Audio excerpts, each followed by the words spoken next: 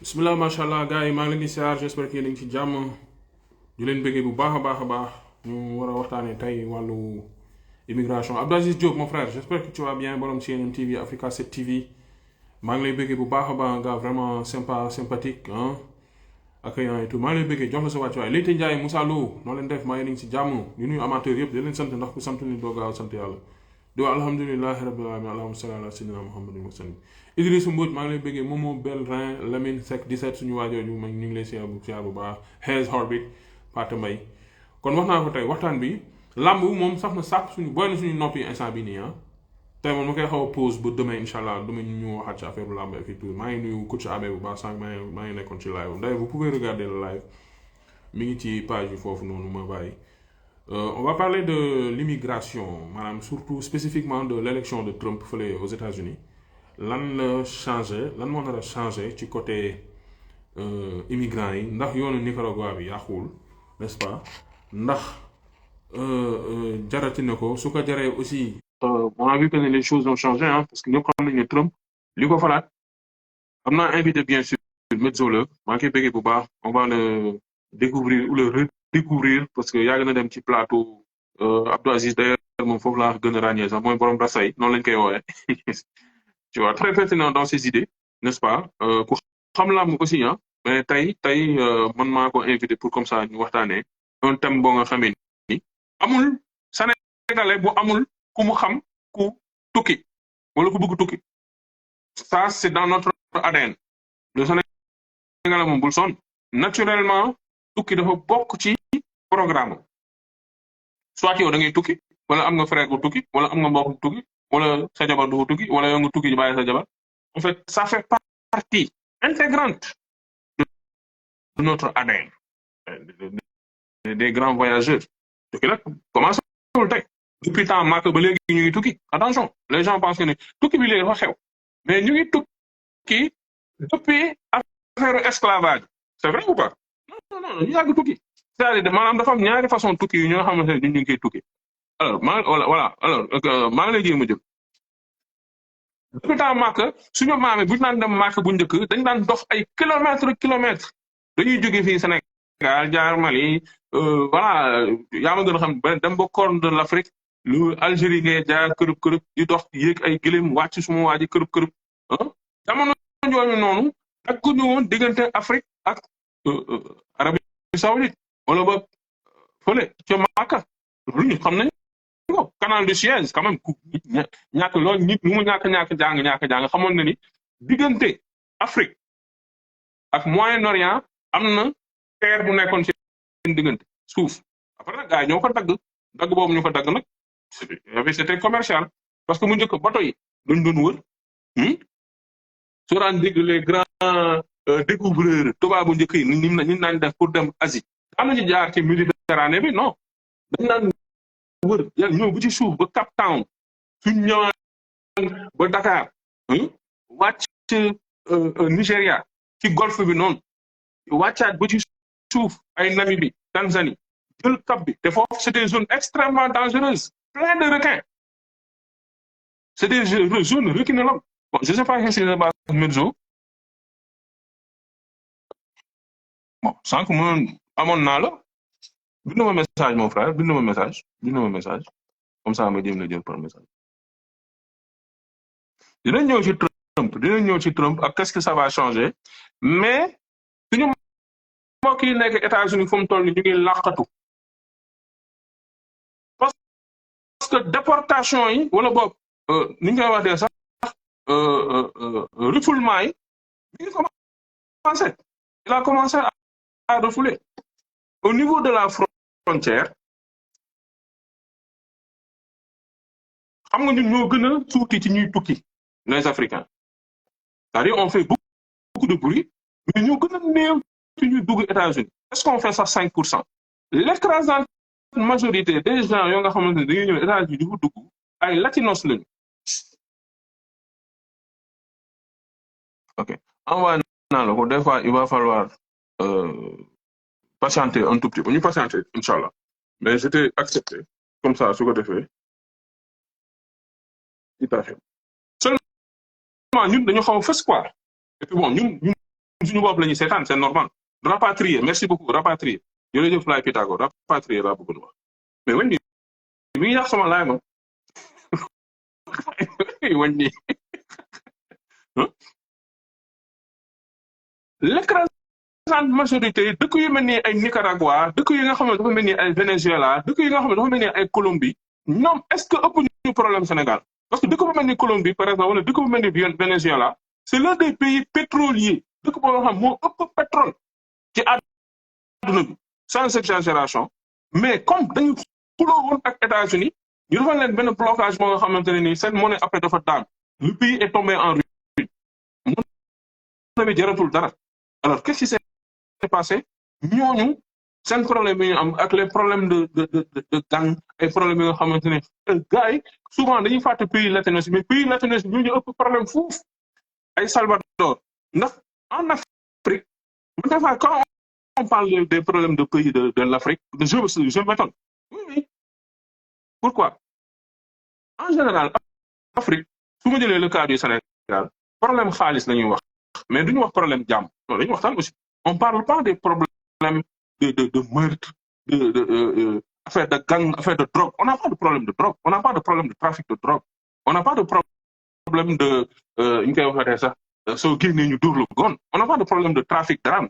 amuñu problème yooyu souvent problème yi gars yi di wax amuñu lu ñu lekk amuñu naan lu ñu soxla amuñu liggéey souvent loolu ngay dégg amul liggéey mais c'est pas que soo génnee ci guddi bi nii voilà tu vas te faire agresser par force non y a quand même la paix mais ñi nekk ci dëkk latinos ñoo ñu ëpp problème téeméeri yoon ak juróom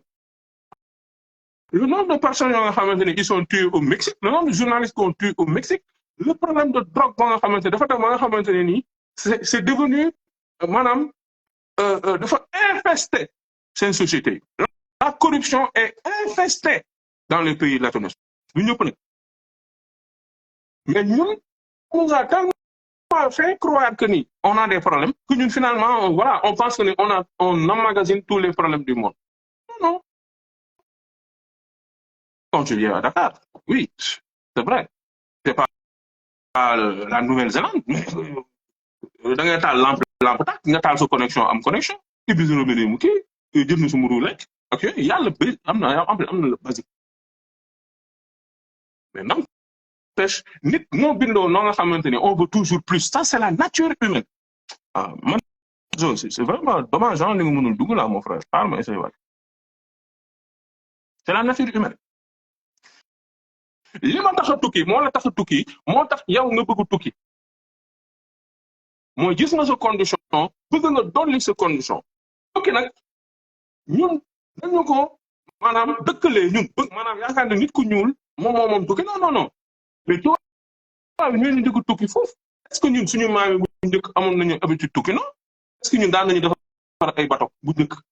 esclavage moo tax ñu xam tukki ñun ak diine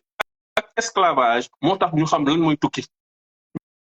mais nit ku ñuul dans sa culture suy tukki mën na tukki gox ak gox jóge Égypte ñëw fii nangam sangam mais amul culture def continent ba continent ñun suñu xamee continent Amérique xam continent Europe tubaab a tax parce que tubaab moo am culture tukki tubaab moo defar bateau tubaab moo defar train tubaab moo defar moyen de transport tubaab moo defar avion neexul lu wax nag mais ñun su doon ñun kese avion du mu sam du xas rek damay wax rek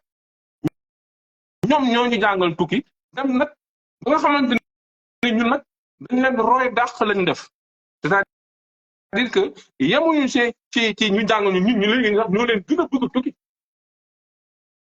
donc bu njëkk lañ naan tukki malgré nous on est passé par l'esclavage loolu tout le monde le sait jarul ñuy jaaraat ci leçon boobu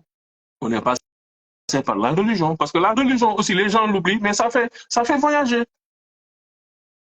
la religion fait voyager su Rome xewle am na ñu dëgg seen biir dem Rome Makka xewle am na ñu dem Makka Touba su xewle ñii dañuy voyager Tivaouane su xewle ñii dañuy voyager mais léegi qu'est-ce qui se passe léegi nag lan moo waral nit ñi di tukki benn bii da cee bokk yokk sa condition deuxièmement pauvreté dina tax nit tukki condition de vie mooy boo loolu ba léegi beneen bu ci topp aussi toppandoo dina tax nit tukki parce que y a des gens yoo nga xamante ni il ne manque pas de moyens fu ñu nekkoon mais jàpp nañ ne à travers ñi leen jaay à travers par exemple le Canada la Chine Dubaï les États-Unis xam nga ils veulent voyager les gens voyagent aussi pas forcément pour ils voyagent pour le loisir non Instagram c'est plus que capricieux hein. Mais s'il le faut je redémarre hein, ça me gêne pas hein, parce que j'aimerais bien partager là avec toi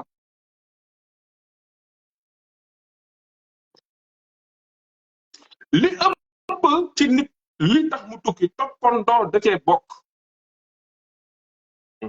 l'écrasante majorité je vous donne un exemple bu Moussa Sana benn reportage gaal yi di dem Espagne noonu le gars bu ñu ko interviewé laaj ko dafa ni man li waral mu tukki parce que dama gis sama dëkkandoo parce que ñun en fait on a cette culture de wujje ça c'est très africain ah wujje diw def na lii rek man tamit foog mu def diw am na lii foog mu am moom nee na dafa gis ki mu bokkal maanaam kon tukki dem Espagne def ko quelques années tabax kër moom tamit mën a dee tukki xam nga kooku kon toppandoo moo tax parce que nit dañ ko créer pour muy copier on est des instruments de copie copie rek la ñuy def on copie sur tout su benn mode xewee tout le monde est dans la mode voilà temps yi mode bi lal sol carax la alors ñëpp dañuy sol carax def tànku neen ñëpp dañuy def tànku neen parce que doomu aadama moo amul moo tax nga xam ne nit naan non une personne créative personne n'est créatif dans la vie on ne fait que copier et recopier ñun luñ fi def suñu maam yi defoon nañu keneen defoon kenn mënu fi def lu fi nit mës a def c'est impossible il n'y a pas de créateur il n'y a qu'un seul créateur mooy yàlla ñun lépp lu ñuy def on est des êtres de reproduction et de répétition après bu ñu nekkee xale ba nii nan la ñuy yare di copier da nga gis sa papa di dox ak sa yaay di dox mais ñu jàng la dox soo ñëwoon di créer yow sa façon dox da ngay dox di jargoñ di dox ci air yi nii est-ce que danga ko def non bi ngay raam da nga fekk ñi ñi raam bi ngay lekk da nga ñëw taawaay ñu jox la ween bi nga commencé nàmp bi ngay sol tubéy da nga fekk sa baay di sol tubéy ñu ma sa expression fekk sa yaay di sol tubéy yow it nga ñëw ras ci dolli def comme ñoom lañuy def di sol sa tubéy ñu lekk ceeb nga lekk ceeb ñu lekk daxin nga lekk daxin ñu wax nga wax kon ñun on est quel genre d'être on est des êtres yoo nga xamante on se copie entre nous on considère nga mon débat voilà j'aime bien ce commentaire rien ne se perd rien ne se crée tout se transforme alors damay faral di wax ne ñi ndëkk tukki ñoo ñu tooñ ma xool ndax li ma wax bariwul comme ça ma jëm ko redémarrer 13 minutes est-ce que man nu ma redémarrer li ok ma wax benn 5 minutes je vais essayer encore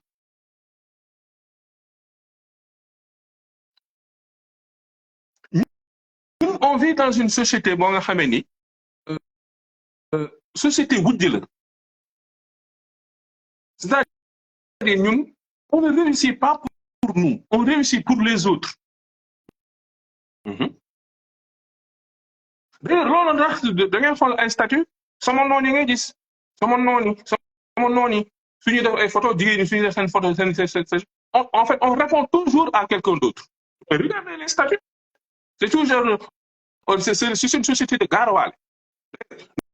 nan ngay traduire gaarawaale ci tubaab c'est une société parce que cette société a été constituée comme ça loolu dafa commencé ci biir foyer nan la commencé ci biir foyer yi mooy papa yi dañ naan takk ay jabar yu bari 2 3 4 alors les enfants ont été éduqués ci compétition on a tous été éduqués dans la compétition parce que mère njëkk yi maa njëkk dañu doon wujje boobu mooy tax doomu baay doon nangu doomu baay bi raw beneen doomu baay doon nangu cousin bi raw beneen cousin bi tubaab bi nag ñoom loolu dañoo régler seen cas boobu moom tubaab moom yow li ngay dund ak moom li muy dund je suis pas en train de dire que cette société est meilleure que l'autre société je suis juste en train d'analyser et d'expliquer comment les sociétés fonctionnent léegi ñun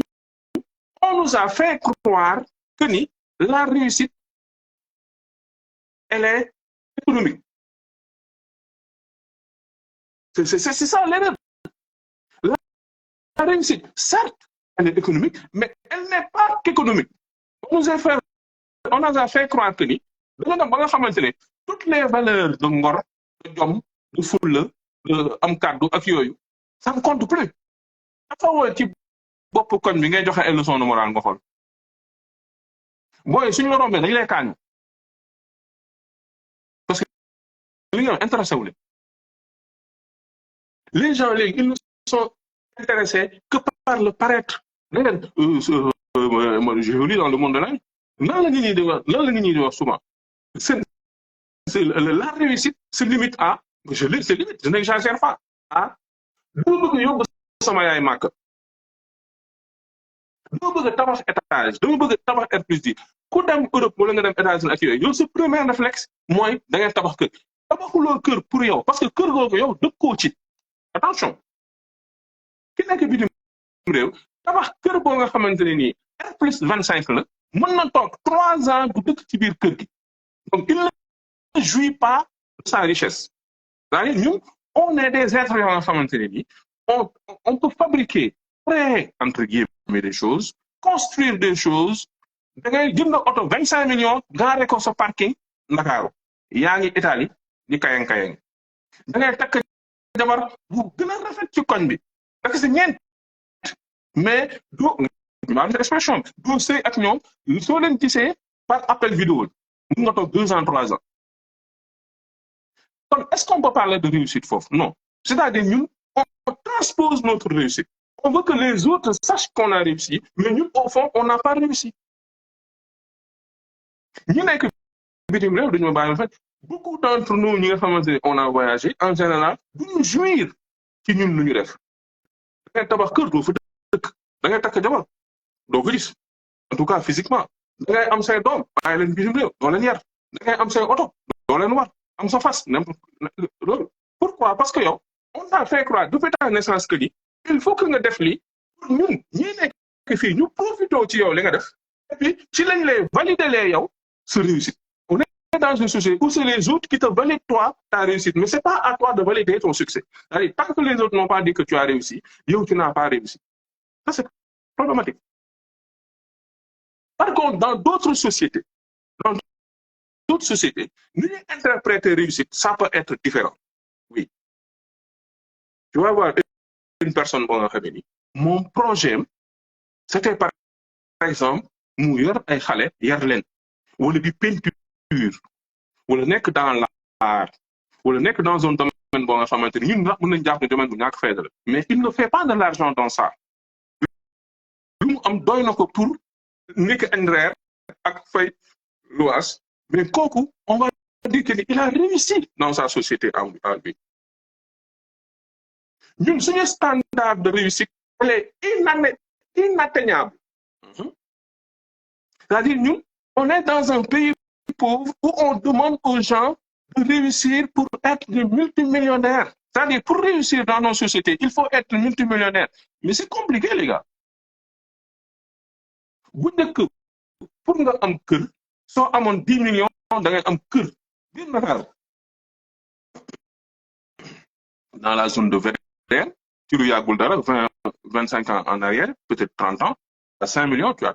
ton terrain demal dans la même zone nga jéem a am foofu 1 mètre carré à 5 millions c'est impossible donc on est passé en 15-20 ans à un standard de réussite boo nga xamante ne bu njëkk tu travaillais comme agent de la poste tu avais un 150 000 par mois 200 000 par mois 1 ou 2 femmes un logement HLM Castor voilà Pikine Guédiawaye mais les gens voyaient en toi de la réussite mais léegi le standard de réussite dañ ko ak niveau boo nga xam ne ni les gens maintenant ils sont prêts à vendre leur âme pour réussir mais tout le monde ne peut pas réussir dans la vie wala tout le monde ne peut pas réussir économiquement comme ñun ñu ko bëggee c'est impossible parce que c'est des standards inatteignables damay joxe benn exemple lan la kër tey di jar kër bu pare parce que kenn bëggatul këru suuf dans le standard actuellement soo amee këru suuf tu n'as pas réussi soo amee kër ci biir amul karo tu n'as pas réussi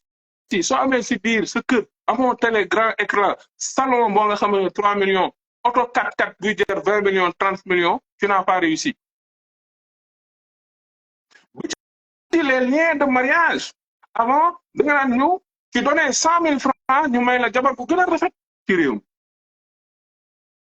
mais léegi mon cher minimum 1 million ngay joxe pour la dot. C'est quoi le SMIC au Sénégal lan mooy SMIC bi mooy le salaire minimum. Le salaire minimum au Sénégal c'est combien suñ ko changé wul c'est comme 50 000 60 000. Si tu demandes à une population boo nga xamante ne le SMIC est à 50 000 60 000 pour ñu tabaxal le kër boo nga xamante ne léegi kër bu pare même dans la banlieue soo demoon kunun exemple nga bëgg benn kër bu pare avec tout le confort qui va avec Médor la voiture qu'il faut le minimum 5 à 10 millions il te faudra minimum 50 60 millions mon cher c'est pas donné ban salaire moo koy maye fii ban salaire u 500 000 ngay toog pour mën a am loolu ban salaire u 200 000 300 000 léegi les gens se disent bon écoute la solution c'est l'Europe c'est le Canada c'est les États-Unis mais le problème mooy ñi njëkk ñi daan dem neexoon na si ñoom c'est comme la ruée vers l'or suñu naan wax ni non bërëb bii am na wurus soo gasee fekk ba or mais su ma waa ni ñi fa njëkk dem forcément ñoo doon njëkk tekki mais ñi fa mujj dem pour ñu am dara day compliqué immigration léegi noonu la demee c'est-à-dire ñun ñi nga xamante ne ñu mujj immigré perte ak pexe ci pexe lañ nekk nga raasaatoo ramassé les données ont changé l'Europe l'Occident les États-Unis le Canada tout ce qu'on veut c'est plus comme on était c'était avant la vie est extrêmement devenue chère même pour ñoom avoir un emploi est devenu un miracle les gens vivent de crédit les gens vivent de dette la location wala boog les loyers coûtent extrêmement cher l'immobilier est impossible man Canada la nekk mais ce que man j'ai remarqué en 10 ans par exemple ni dem nañu ba nga xamante ni nii benn loyer mënatu la may nga am kër parce que une maison boo nga xamante ni minimum $500 000 la les maisons varient entre $500 000 ba $1 million kan moo mën a am loolu la sûrement en Europe ça va être la même chose l'essence devenue chère épicerie wala boog supermarché tout est devenu cher donc yow soo demee pour réussir ça en fait tu vas vers un gouffre parce que yow tamit da ngay dem foo nga xamante ne da nga fay dépenser waat maanaam da nga jóge ci problème war a demaat ci beneen problème c'est-à-dire c'est un transfert de problème da ngay jóge ci problème ñun suñu taaw ni nga ne ah non man kat xaaral ma dem bitim réew pour régler fa samay problème nga demaat bitim réew fekkaat fa yeneen problème yu gën a grave ci say problème ba pare problème yooyu da nga koy doubler par 2 parce que fii da nga fi daan nekk am benn revenu yamale peut-être sa bëgg-bëgg donte doxul nga dem fee nag ñu doubler sa problème parce que war nga gérer Sénégal war a gérer fee tamit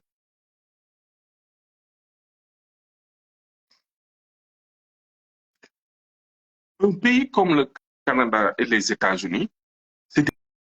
des pays à crédit tout est à crédit tout tout tout et tout tout est à crédit États-Unis oto bi ngay dawal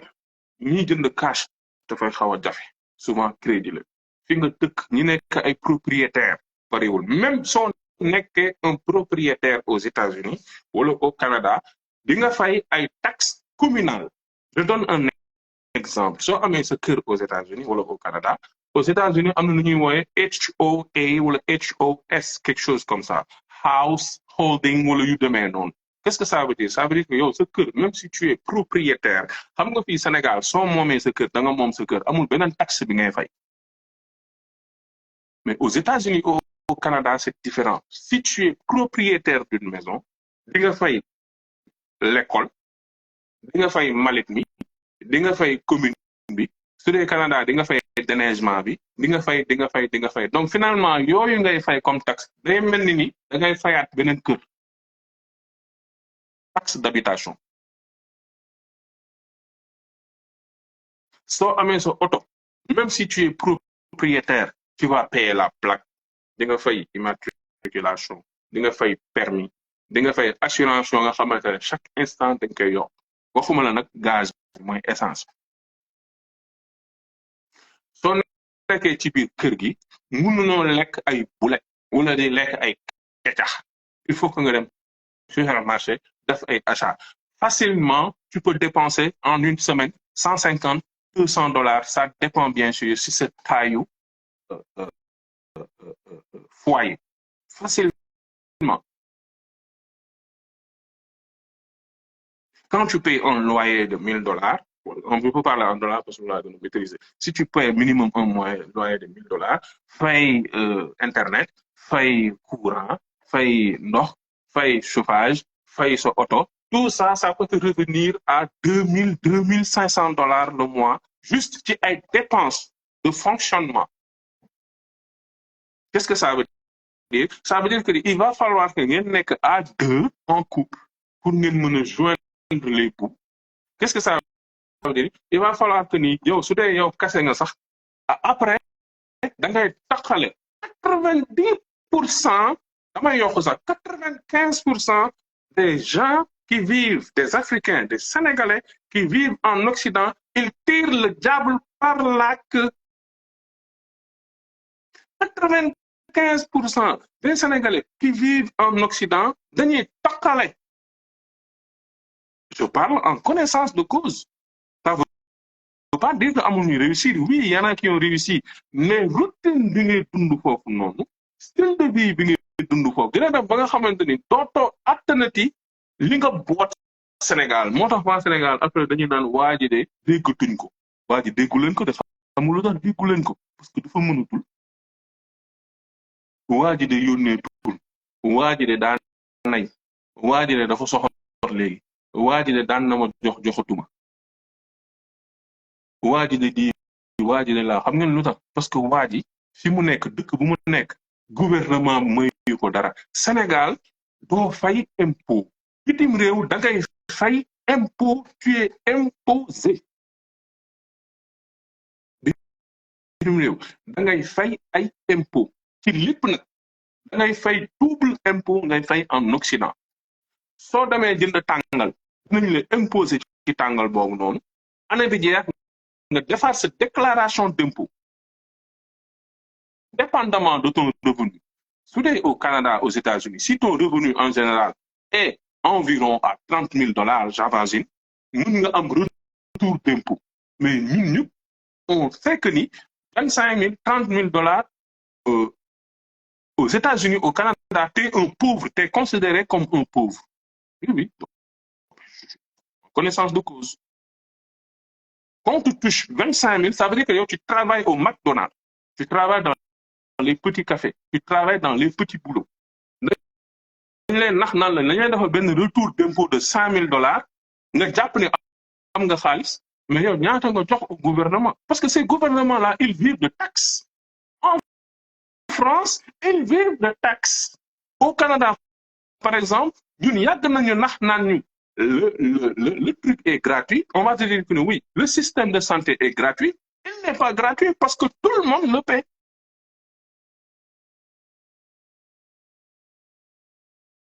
mun nañ ñoo ne la oui l'école est gratuite l'école n'est pas gratuite tout le monde paie l'école il y a un système social qui fait que ne ku nekk dañ leen dagg fii dañuy dagg fii dagg fee ku nekk ñu dagg ba gouvernement bi dajale ticket yi nga xamante ne soo gaaree fenn fàtte déplacer sa oto ñu dagg la $91 nangam tout ça dañ koy jël recopier ko pour doxal ñoom seen société moo tax ils ont des sociétés yoo nga xamante ne le gouvernement est extrêmement puissant et liquide donc loolu à force soo demee Canada lu ñuy jooy les impôts nga dem France lu ñuy jooy les impôts nga dem États-Unis lu ñuy di jooy les impôts les gens les plus endettés au monde vivent aux États-Unis non c'est vrai hein? C'est des pays à crédit les gens les plus endettés au monde sont aux États-Unis et ñooñu xam nga am na dëkk yoo nga xamante ne sax dañuy limiter ce taux d'endettement mais par exemple bon écoute ce endettement c'est limité à 30% de ton revenu ou à 25% de ton revenu mais am na dëkk yoo nga xamante ni tu peux être endetté à 90% de ton revenu am na sànq ku ma wax waxi child support qu'est-ce que ça veut dire le child support lan lay tekki le child support mooy li nga xamante ne da nga koy fay ay yow kenn suma gars yi nii dem foofu gis benn américaine am doom ak moom soo ko defee dootoo ko doole parce que ñoom c'est pas comme ici ils vont te couper l'argent de la source jox ko femme bi nga amal doom plus tu as des enfants plus ñu lay dagg ay allocation familiale si on veut pour xale yi ça fait que ni extrêmement beaucoup de personnes sont pauvres dans des pays riches et ils paraissent être pauvres parce que c'est des dëkk yoo nga xam c'est des pays yoo nga xamante ni le paraître est facile avoir l'impression d'être riche il te donne l'impression d'être riche mais dans la réalité tu es pauvre parce que su fekkente ne oto bi ngay dawal c'est à crédit fi nga dëkk location jox nañ la carte de crédit bu nga war a fay chaque mois war nga fay sa téléphone et tout donc yow sa bien bi nga am sa bien immobilier bi nga xamante lii maa ko moom sa bopp en réalité lan la qu'est-ce que tu as toi lan nga am qu'est-ce que tu as satala sax moomu beaucoup de personnes dans les pays occidentaux si c'était pas les crédits yu ñu leen di brancher instant bi nii comme masse courant ils sont out of ils sont dead man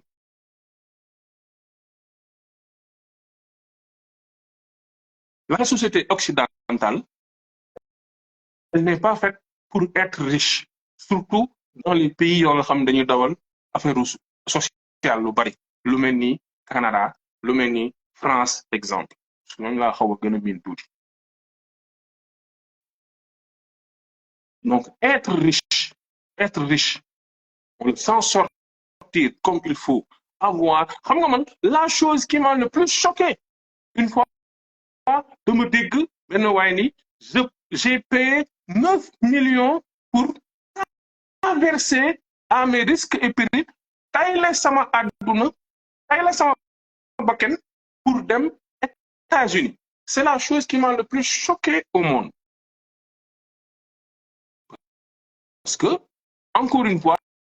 95% des personnes qui vivent en Occident ont un problème pour am $5,000 $10,000 dans leur compte parce que tubaab xarañ na benn façon xarañ boo nga xamante ni am na nooy amee xaalis yenn xaalis sax mu jëlaat ci impôt ci xaalis boobu mu xam na ni da nga am sa xaalis feneen admettons yow nga nekk un citoyen canadien wala américain ngay jaay muus am benn compte Chine ne non damay def ay prête non ñu loqati sa compte Chine ba rocci fa xaalis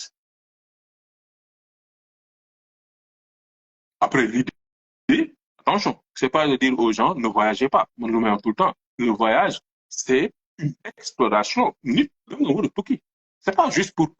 ñun fu ñu là où on a raté le coche mais de faire croire aux gens que ni da nga war a tukki pour am naam war nga tukki pour am mais war ngaa tukki pour xam parce que ku xam ku xam ku ne par force da ngay xam dara te da ngay am ndax soo amul bii am lu ci des ku xam ku ne di nga am mais on n'a pas été préparé man dama yàgg déplorer benn affaire ni il n'y a pas d'école d'immigration pourquoi on n'enseigne pas l'immigration dans les écoles la chose la mieux partagée par tous les Sénégalais c'est l'immigration et on ne l'enseigne pas dans les écoles ni dans les universités pourquoi il devait y avoir des séances ay cours d'immigration di jàngal nit ñi soo demee dëkk sàngam ni ngay kii ñu bëri li leen perteloo ak li leen réerloo bitim réew c'est parce que jàngaluñu leen immigration l'immigration ça s'apprend parce que dëkk bu nekk ak particularité ni ñuy dundee fii c'est pas la même chose ni ngay dëkkee dundee beneen dëkk soo jógee fii dem Gambie sax il y a des différences l'immigration ça s'apprend l'immigration dañ ko war a jàngale dama wax benn affaire ni fan la ñu ëppee à part en France en Europe fan la Sénégal gën a bëri en Espagne et en Italie mais pourquoi duñu def ay cours de italien pourquoi duñu def ay cours d'espagnol pourquoi limite ça doit même être obligatoire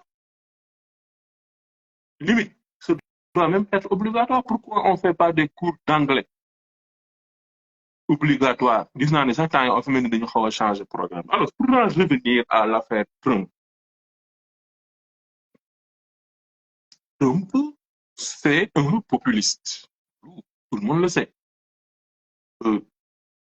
Trump c'est un monsieur très controversé mais qui est économiquement très fort charismatique influent écouté adulé c'est-à-dire moom c'est pas juste un politicien c'est une personne boo nga xamante ne c'est une idole c'est une star il maîtrise la communication plus que quiconque dans ce monde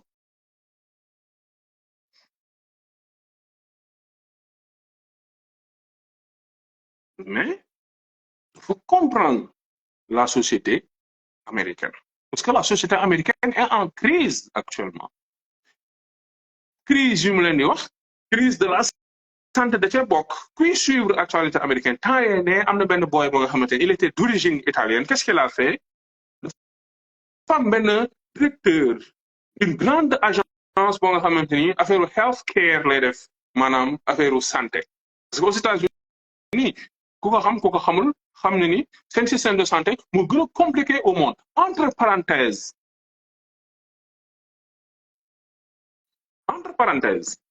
aux États-Unis su dee da nga am sécurité santé sécurité qui est un luxe aux États-Unis c'est un luxe d'avoir un système kii de santé ngay waxee ça genre santé privée admettons nga am ko pour nga def un accouchement c'est minimum $10,000 US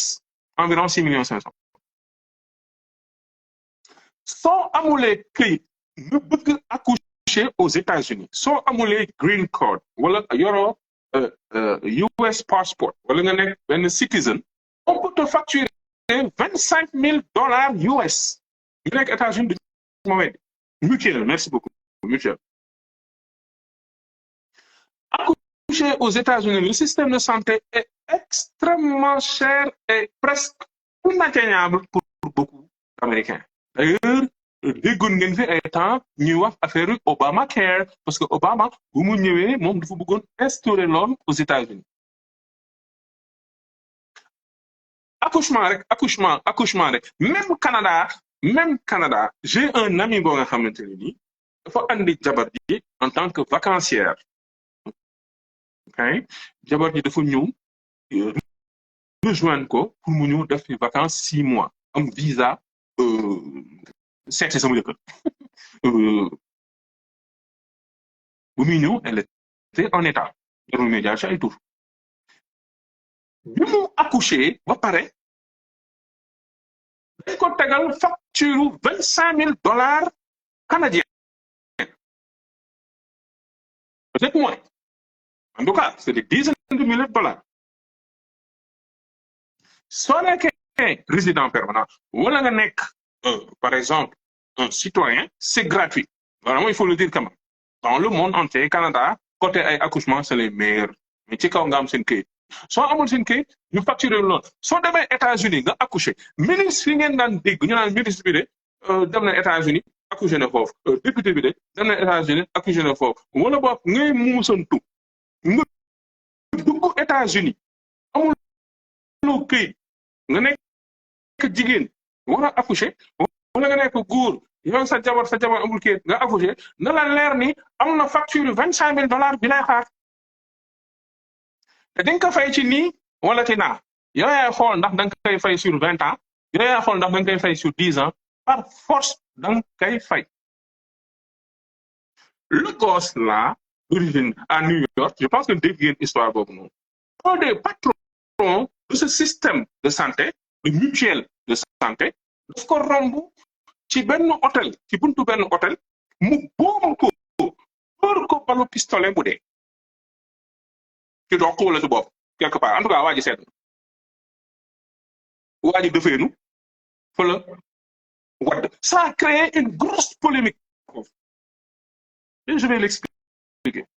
polémique boo créé foofu mooy les gens malgré que United Healthcare exactement c'était le patron de United Healthcare patron bi un matin am réunion comme toujours di dox ci yoonu Manhattan ci tranquille waa ji bettee ko ginnaaw dóor ko góon au début on pensait que voilà New York tout le monde xam ne nii dafa bëri ay meurtres affaire ñu yaakaar ni voilà affaire de règlement de compte au début mais quand ils ont fait leur enquête ils se sont rendus compte que ni le boss en question qui a tué ce patron d'entreprise de santé de mutuelle de santé il a eu la rage contre le système de santé américain ñu defaat seen enquête poussée gis ni que le boss en question il vient d'une famille riche d'une famille aisée ñu gis ne booy bi nga xamante ne dafa rey patron dem na ñoo xamante ni normalement le patron mooy victime bi mais dañu mujj def booy boobu héros ça fait pas longtemps peut-être 1 mois 2 mois en arrière booy boobu dafa mujj nekk héros j'ai oublié son nom mais il a un nom accointance hispanique voire même italien pourquoi il est devenu un héros à la face du citoyen américain lambda ou moins parce que on regarde maintenant ces patrons comme des diables. On regarde ces grands patrons comme les Elon Musk, ces gros patrons qui ont des milliards de dollars, alors que l'Américain moyen, il peine à avoir $2,000 par mois, alors que tu vas voir qu'il est multimillionnaire, il va te sucer le sang, da ngay dem ñu ne la assurance de couvrir le lit, da ngay fay benn assurance de santé, ñu dem ñu ne la assurance de couvrir le lit, les gens des fois sont obligés de mourir ou indignement dans leur foyer parce que mënuñu faj lui Jim Mangione merci beaucoup aux États-Unis nit ñi dañuy feebar duñu faju wala dee c'est des réalités les gens meurent parce que amuñu lu ñu fajoo par exemple un cancer si tu n'as pas les moyens mënoo ko faj tu vas mourir de ça tu vas travailler comme un âne ngeen baam ci kàddu gi amuloo système de santé dina la jox xaalis bu bari nag mais tout est cash Trump dafa ñëw andi un espoir ou un faux espoir en réalité l'Amérique elle est blanche États-Unis l'Amérique n'est pas noire ça c'est l'image qu'on vend aux gens l'Amérique elle n'est pas hispanique elle n'est pas latinos l'Amérique elle est noire elle est blanche plutôt l'Amérique est 90% blanche par la société ñi fa gën a ëpp doole les gros patrons les gros postes tout ça c'est les blancs qui les dirigent à preuve bu ñuy def investiture Trump ñaata nit yu ñuul ngeen fa gis vous avez vu combien d'hommes noirs moi je veux pas racialiser cette discussion je suis juste en train d'expliquer une chose Obama nga gis tu vas voir voilà quoi sur 100 personnes tu vas voir peut-être kenn benn Obama nga gis voilà benn général d'armée benn secrétaire général par-ci benn procureur par là-bas des exceptions il a compris ça mu xool xam ne ni dafa am États-Unis lu ñuy woowe le white privilege mooy le privilège d'être blanc mu exploiter white privilege boobu moom c'est un homme blanc est né à New York attention man dama gëm ni il n'est pas ce qu'il est li muy wane nekk ko c'est un gars de New York c'est un gars boo nga xamante ne nii New York ku fa dem xam ne ni c'est multiculturel mënoo nekk tubaab nekk raciste à New York c'est presque impossible xanaa nga dëkk ay Staten Island wala nga dëkk yenn parties yoo nga xamante ni voilà génn New York mais soo nekkee biir New York c'est presque impossible nga nekk raciste parce que tu es entouré que par des immigrants nga bëgg nga bañ donc c'est un gars de New York c'est un gars qui fréquente le sport doon fréquenter ay boxe ay MMA di fréquenter ay catch donc c'est un gars boo nga xamante ni il est loin d'être raciste mais il a utilisé cela pour pouvoir se hisser en haut il l'a réussi il fait partie des hommes les plus riches fépp foo dem am na fa benn Trump Tower nga dem Las Vegas am na fa hôtel temps yii ne am na benn explosion bu amoon ci en face benn hôtel boo xam moom moo ko moom nga dem Chicago immeuble bu gën a mag wala boo xam si gën a mag moom moo ko moom nga dem New York 5e avenue immeuble bu gën a kawe ci digg New York fi nga xam moo gën a cher New York mooy 5th avenue Trump am na fa tour bu nekk foofu et un peu partout aux États-Unis et par le monde donc financièrement c'est un multimilliardaire il n'a pas besoin attention contrairement à nos ñun suñuy njiit yi en général duñu am xaalis mais ñoom seen njiit yi am nañu xaalis mais ils ont besoin de pouvoir c'est différent il faut savoir faire la différence entre l'argent et le pouvoir l'argent ne te donne pas forcément le pouvoir mais dalay won yoon le pouvoir beaucoup de personnes ont l'argent mais n'ont pas le pouvoir qu'ils veulent mais l'appétit venant en mangeant en général soo amee xaalis tu es tenté par le pouvoir Elon Musk gis ngeen ko qui est sud-africain il s'est rapproché de Trump pourquoi il s'est rapproché de Trump est-ce que c'est pour l'argent non moo ëpp xaalis Trump c'est l'homme le plus riche du monde il pèse 200 milliards de dollars fii Sénégal est-ce que am na ku fi am 200 milliards de francs CFA je ne le pense pas ay taxes am rek taxes yu muy fay il paie 10 milliards de taxes par année 10 milliards de dollars de taxes le Elon Musk de fay par année est-ce que ce gars il veut l'argent non qu'est-ce qu'il veut le pouvoir et le pouvoir t'apporte quoi il t'apporte le contrôle des idées ces gens-là ils veulent contrôler les idées, ils veulent contrôler le monde et ils ont ce pouvoir maintenant de le contrôler. C'est pas pour rien. Nous, aux États-Unis, Elon Musk, the first lady, la première dame. Et bien sûr. Wala boog vice président, wala boog moom mooy le deuxième président. Kii nee na ma Farba Ngom.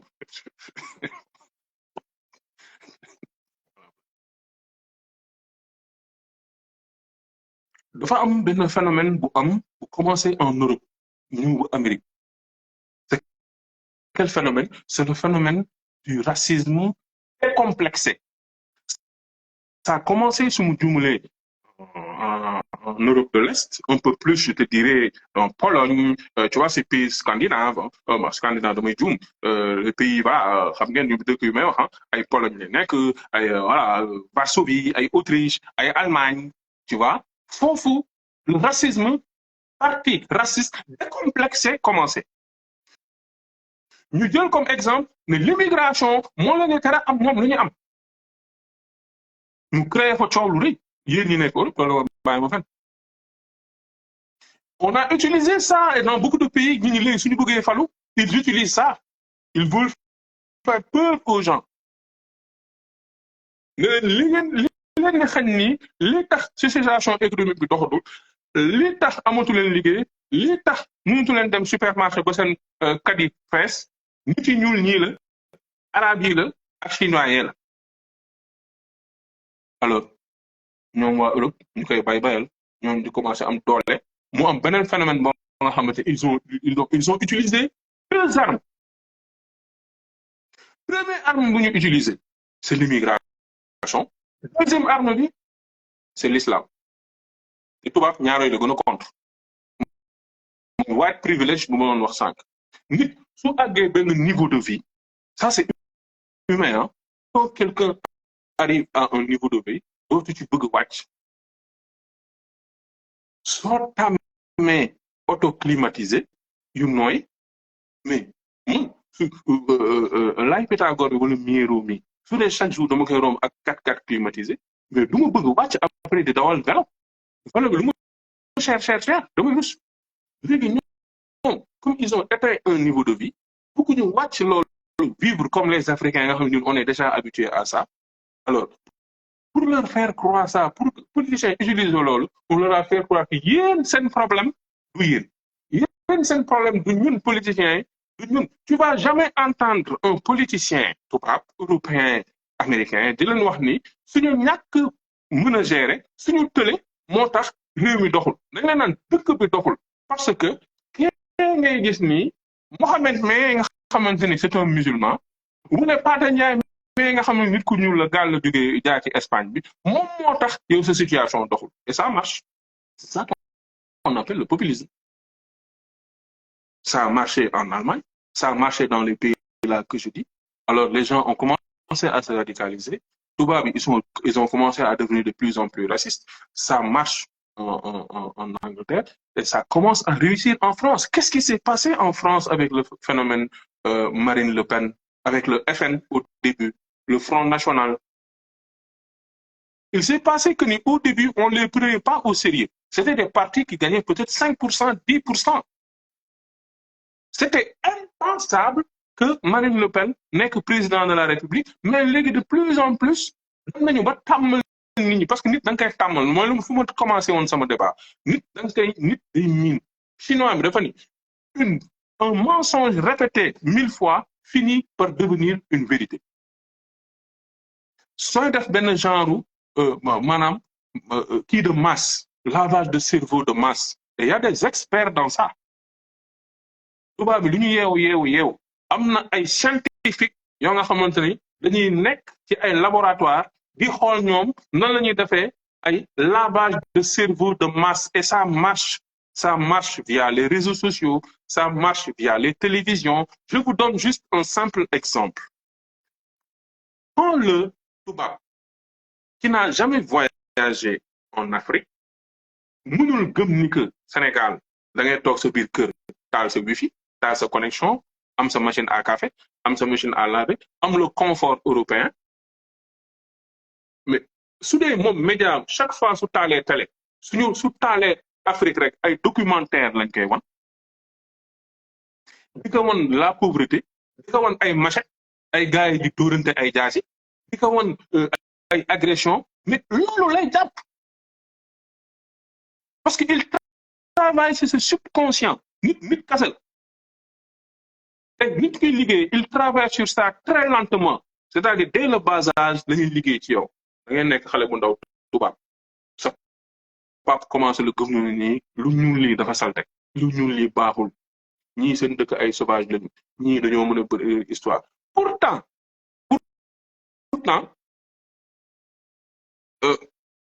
les événements récents ont prouvé que ni en Afrique on était le continent le plus pacifique au monde et je n'abuse pas je n'exagère pas et je peux le prouver par l'exemple à part au nord Kivu au Rwanda conflit bi nga xamante ne am na diggante le Congo RDC et le Rwanda un conflit qui date depuis presque 30 ans ban conflit nga ma mën a wax fii en Afrique je vous écoute à part peut-être Éthiopie du Maroc en bas à l'Afrique du Sud du Sénégal au Djibouti en passant par la République centrafricaine benn lieu de conflit la ñu mën a xam sur une population de presque 1 milliard d'habitants moom mooy au Kivu à part ça oui au Mali patati patata mën na am de manière éparpillée mais il n'y a pas de grand conflit pourtant le conflit le plus matériel et le plus grand au monde actuellement qui se passe sur terre benn bi mi nga amee Moyen-Orient ça c'est le feu am na foofu diggante Palestine ak ñi nga xamante ne moom mooy Israël benn bi mi nga amee dans les pays tubaab diggante la Russie l'Ukraine foofu c'est pas grave hein c'est du tubaab quoi loolu c'est pas méchant mais la même chose su amoon fii ñu nan la conflit ba da nga yaakaar ne Afrique bi yëpp koy explosé l'Afrique n'explose pas. Mais c'est normal parce que dañoo liggéey ñoom ci seen xel liggéey ci seen xel liggéey ci seen xel ba nga xamante ne nii ñun on nous a fait croire que ni ñun dañoo pauvre on nous a fait croire que ni on était des moins que rien on nous a fait croire que ni duñu nitu dara on nous a fait croire que on était des sauvages on nous a fait croire que ni mënuñu créer dara on nous a fait croire que ni yéen xeeti ngeen mën ak kii on nous a fait croire pourtant j'ai vu des demandes su ma ko woon sax pourtant les pays où le lavage de cerveau marche le plus au monde, c'est en Occident. Le grand, j'ai vécu en Occident.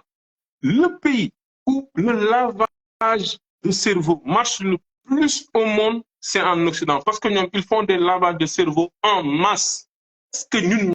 avons créé TikTok? Non. Est-ce que nous avons créé Facebook? Non. Est-ce que nous avons créé les médias? Non. Mais les médias, ils participent à un truc de masse. Regardez par exemple comment le conflit ukrainien avec russe ont été fomentés et transformés par les médias occidentaux. Ils ont fait croire à tout le monde que ni waa Russie ñooy tooñ waa Ukraine mais yàlla xam ni ku dem gëstu affaire boobu noonu tu te rends compte que ni la Russie ci boppam qui ont été agressés et qui sont en train de rétorquer par rapport à ça. C'est une longue histoire loolu mën naa ci ñëwaat beneen yoon mais vu que ni la Russie c'est leur ennemi depuis la guerre froide, depuis 14-18, Poutine, c'est un gars bon, il est anti-occidental. Tout ce qui est affaire de l'homosexualité, il n'est pas ça. Affaire de vie en famille, bon, il est un peu à l'africaine. Alors, il y en a ni beaucoup. Le concept de Toubab n'existe pas. Il y a le concept d'occidental. Moi, j'utiliserais plutôt le concept d'occidental que le concept de Toubab. Parce que si on a affaire de Toubab, Russie est Toubab, Français est Toubab. Pourtant, Russie, côté vie de famille, on est plus proche que les Toubab. Pourtant, il est beaucoup plus Toubab que Yomi Nikunyul. Si je dans les sujets pour me donner,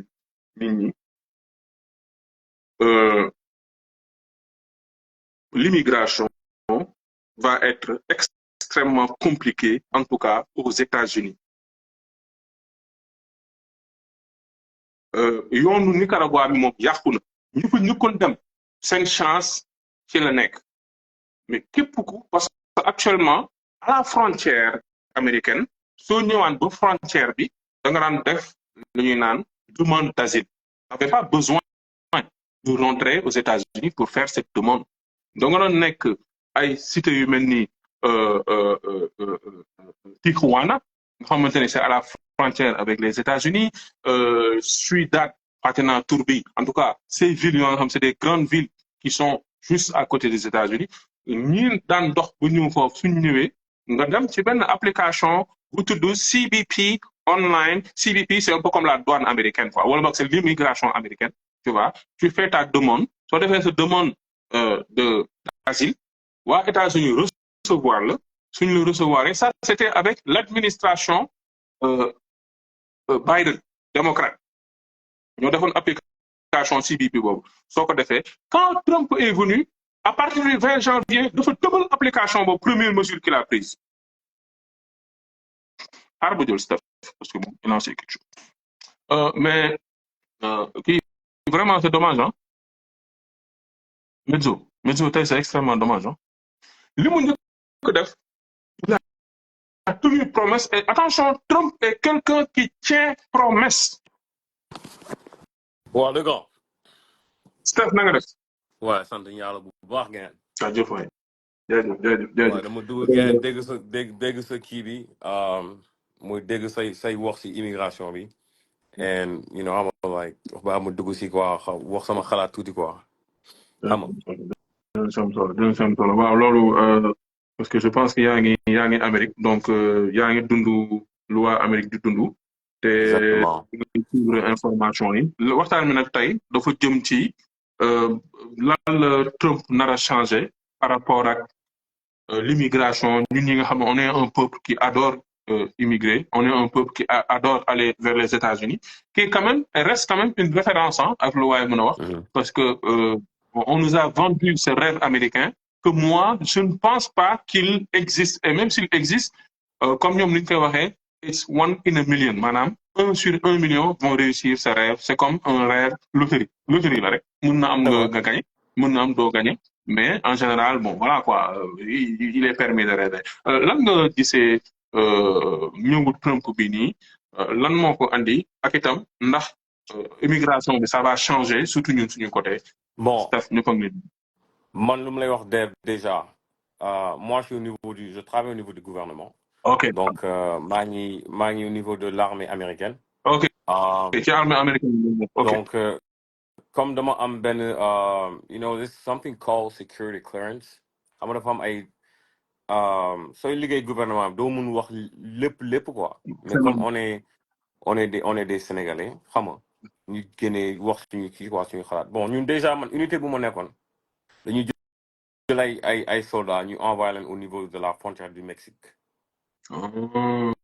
Ay ci booru bi soldats yu bëri soldats américains dem au niveau de la frontière du Mexique.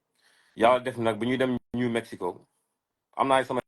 yenn xarit yoo xam ne sax ñu ngi woon Sénégal mujjee naa leen gis foofu quoi si frontière bi quoi. Mais ça c'était sous le régime c'était sous le régime de Biden. C'était pas sous le régime de Trump. xam naa bëri na fi ay gars yoo xam ne ñu ngi États-Unis ay américains neen ay citoyens comme man mais man lu ma mën wax rek si gàtt Trump il va rendre la vie difficile il va rendre la vie difficile à tout immigrant. Maintenant l'avantage qu'on a nous par exemple en tant que Sénégalais am na Sénégal même on n'a pas des conflits avec les États-Unis. ok Tu vois am na benn côté boo xam ne soo demee USCIS mooy le service immigration boo xam ne foofu ngay def say démarche pour am visa wala you know I don't know nationalité. Soo comparé par exemple Sénégal ak yeneen dëkk yoo xam ne ay Nigéria par exemple waaw bokkuñu ay critères c'est-à-dire tey da ngay jël benn Sénégal boo xam ne c'est plus facile qu'un Sénégalais de venir aux États-Unis qu'un Nigérien parce que la procédure est totalement différente. ok Maintenant malgré que ay man africain lañu mais sénégalais bi moo ëpp avantage que nigérian bi lan mooy différence bi entre ces deux africains. la différence c'est que gis nga au niveau tout ce qui est les scammers you know there's a lot of scammers here right oui aux États-Unis. bi ak gars yi teg Exactement. Donc si le bëree Nigeria qu'au niveau du Sénégal. Tu vois on a vraiment des affiliations avec les États-Unis mais de très bonnes affiliations quoi. Maintenant je sais pas si Trump va essayer de rendre la vie dure à tous les Sénégalais yoo xam ne ils essaient d'immigrer ici. Man par exemple tey nii mes parents tey bu ñu nekk parce que un citoyen américain c'est pas you know I don't know there's a lot of citizens there. Man par exemple samay parents ba ñuy su ñu leen defee par exemple benn genre demande de visa pour ñu ñëw États-Unis dafay mel ni citoyen américain bu nekk fii mooy def interview bi ak ambassade États-Unis. C'est-à-dire ok tey aujourd'hui pour un citoyen ici parce qu'un citoyen américain il a la possibilité d'amener des Sénégalais des parents africains. Tu vois man tey lu ma mujjee def pour sama parents yi man maa mujjee woote ambassade Dakar Sénégal mu ne ko wooy ce sont mes parents je suis le citoyen américain je suis dans l'armée américaine ñu ne ah d'accord loolu la ñu bëggoon xam ñu jox leen visa rapidement nii ñu jox leen visa sous le champ parce que ñoom they want to make sure that you know you're not coming here to stay right xam na gars yu bëri yu nekk Sénégal sax ñoo xam ne loolu sooy defee demande visa ñoom dañu bugg am ay preuve yu leer yoo xam ne doo ñëw fii pour immigrer da ngay ñëw fii vacances après delluwaat Sénégal you know maintenant soo amee ay mbokk yu dëkk fii nag lay gën a yomb si yow mais quand tu es tout seul et que tu n'as pas vraiment tu n'as pas like you don't have what's that amoo attachement xamoo nit foofu amoo link foofu amoo exactement donc fii lay gën a jafe si yow man dama gis benn copain boo xam ne Yérim Sow ma gis ko frontière Mexique parce qu'on était là-bas pour 9 mois quoi Sénégal la mais doo mun xam nga soo nekk américain doo mun jaabante doo mun waxtaan ak sénégalais yi noo war a waxtaan c'est parce que gars yi dañuy ne non doo sénégalais quoi aux yeux des américains doo sénégalais aux yeux des américains tu es américain il faut nga défendre intérêt américain quoi donc damay gis samay mbokku sénégalais foofu doo mun wax yenn waxi quoi xam nga mais dina metti en grand man lu leer laa dina metti donc gis nga am na benn affaire boo xam ne c'est très important am na benn jour da nga def benn live boo xam ne gis nga sénégalais yi nekk Sénégal qui sont dans le milieu de la lutte il est très important nga xam lay wax surtout quand tu es dans les réseaux sociaux. Parce que Ah bon? ça peut te coûter très, très cher. Man, social media is fucking crazy. Like, soo nekkee soo amee visa nga nekk États-Unis wala nga am nationalité américaine wala ban statut boo mun am loo munti wax si réseaux sociaux yi il faut nga xam lay wax gars. Mais je peux te le confirmer. Non la koy confirmer mooy immigration Canada créé nañu bëri si seeni demande par exemple nga ñëwee asile. Tu comprends? Nga fen par exemple ci sa parcours naan sama dëkk dafa amoon lii sama dëkk dafa amoon laa fekk na yow amoon nga compte TikTok xam nga ñu gis ne que yow sa biir compte TikTok tu vivais le luxe au Sénégal tu vois ce que je veux dire parce que affaire immigration yi c'est très important nit ki aussi li ngay doxal si sa vie de tous les jours sa compte YouTube soo ko sa compte TikTok un jour nga soxla leen ñoom ils peuvent revisiter ça. Non, non droit des fois sax ñoom dugg ci sa téléphone xool li fa nekk pour wax xool ndax yow li ngay wax dëgg. non loo wax ni c'est très très très important parce que maa ngi doon gis par exemple yenn mbëri yoo xam ne dañuy tëb di dal di saaga fii xam nga seen comportement yi quand tu viens dans États-Unis bokk ak yeneen ba man gis nga am na loo wax tamit dafa am solo nekk États-Unis pour vivre ce rêve américain c'est pas un rêve américain like hey what a lot of people see on TV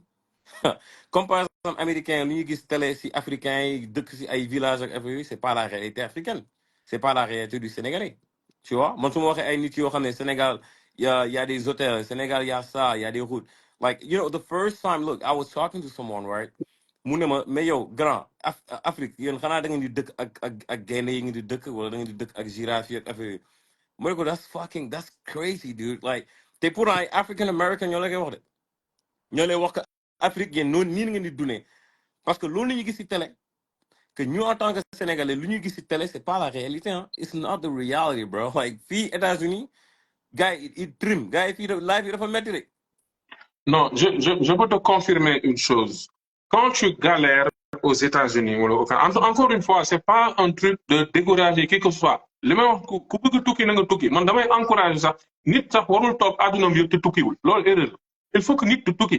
parce que góor mënoo toog tamit toog sa biir koñ nekk foofu toute la vie damoo fenn tukki woo loolu du loolu il faut que nit di tukki da nga dem États-Unis wala nga dem Canada wala nga dem France wala nga dem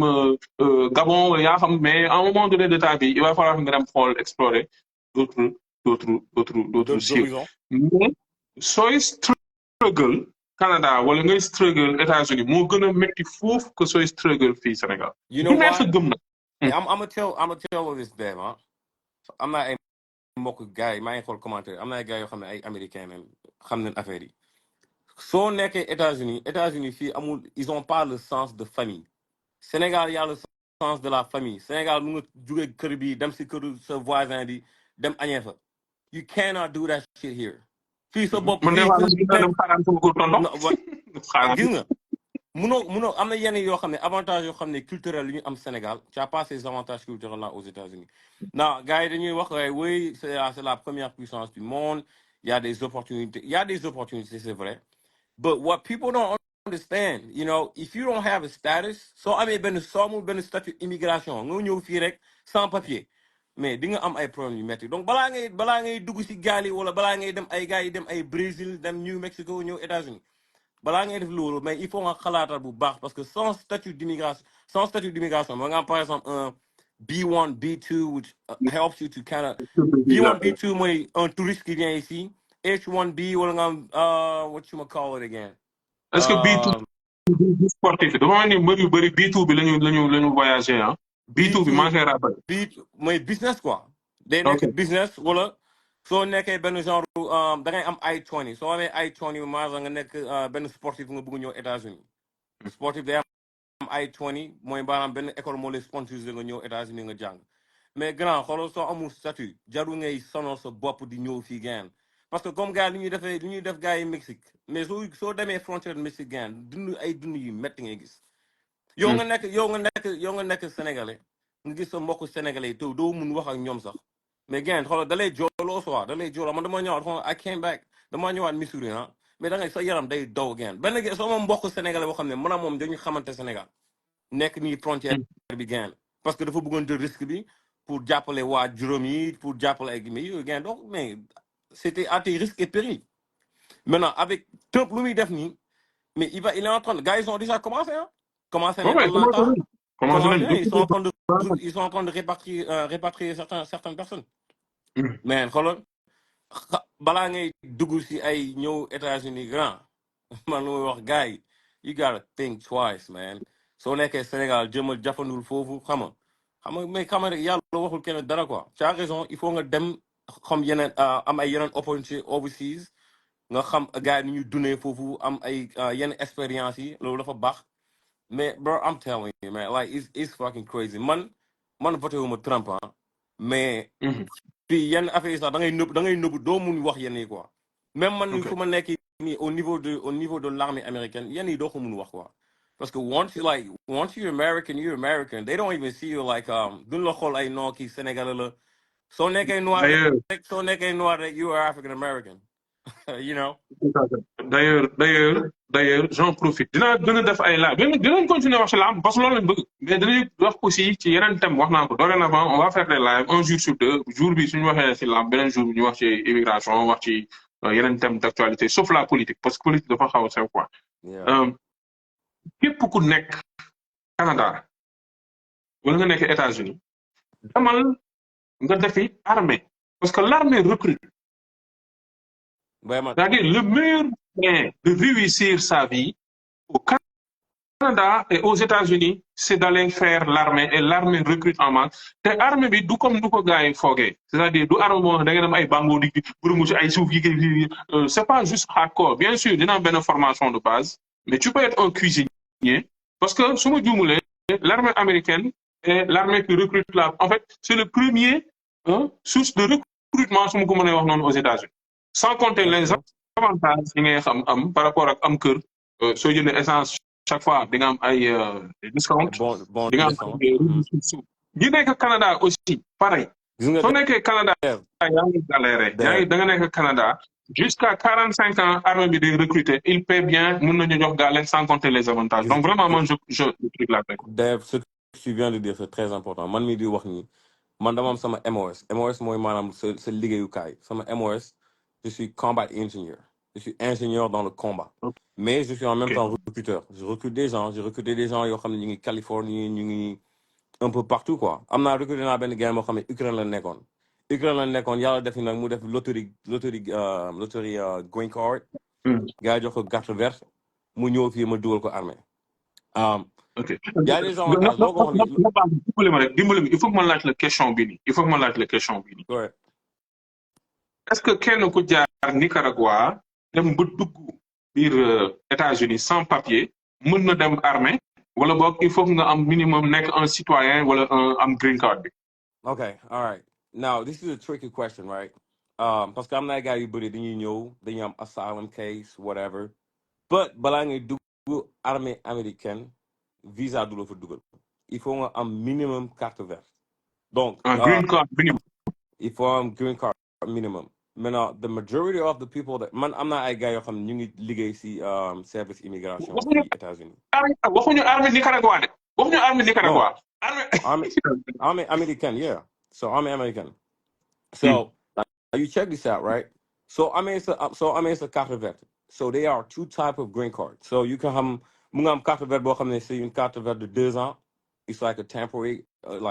green card parce que da nga marié wu wala ay mariage ngay am ay carte verte wala nga am sa carte verte par kii ni koy sax what you ma call it again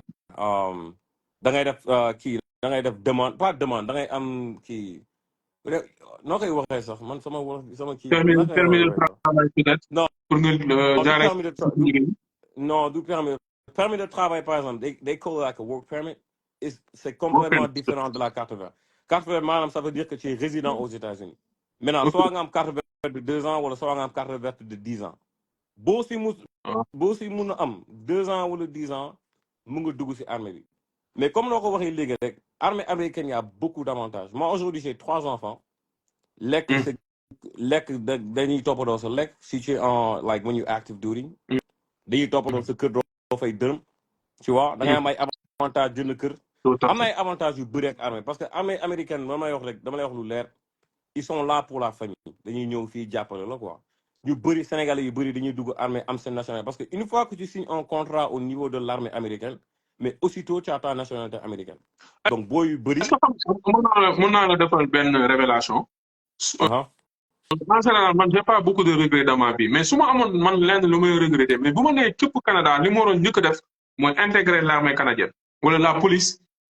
canadienne parce que les avantages bi ngay am foofu noonu déjà da ngay teel a retraité à 45 ans 50 ans da ngay retraité et on continue à te payer loo nga xamante ni peut-être doo ko am tu es très Yeah. bien formé et puis avantage yooyu mënoo ko am fenn moo tax mais malheureusement li may jooy tout le temps mooy ñun